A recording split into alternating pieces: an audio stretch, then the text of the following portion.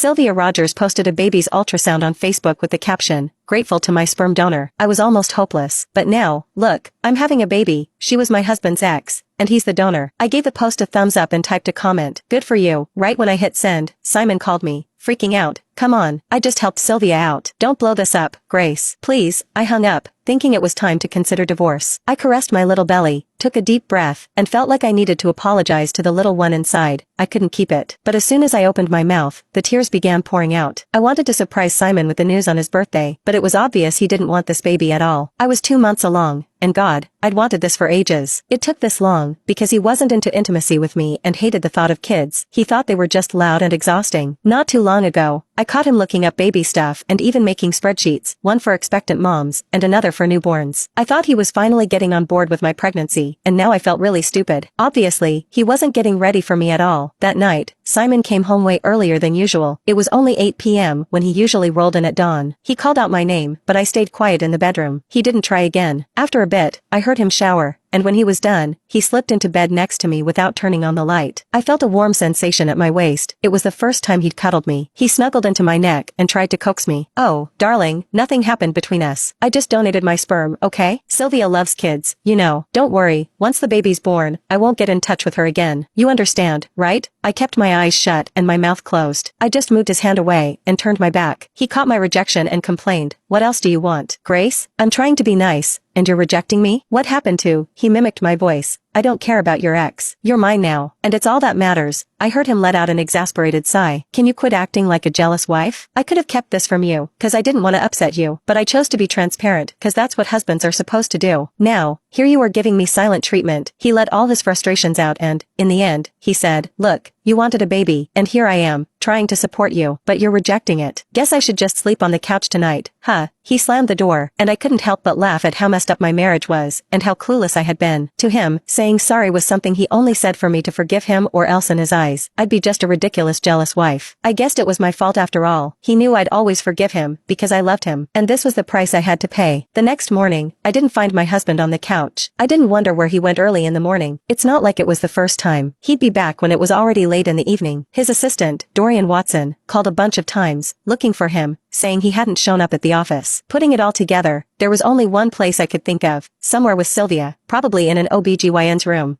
I was heading somewhere, too. After making an appointment, I hopped in a cab to the hospital. When I was already lying in bed, the abortion was done before I knew it. The baby was no longer inside me in just a few minutes. Not long after, I was already in line to settle the bills when I bumped into two familiar figures, my husband with her ex. My husband quickly shot me an accusing glare.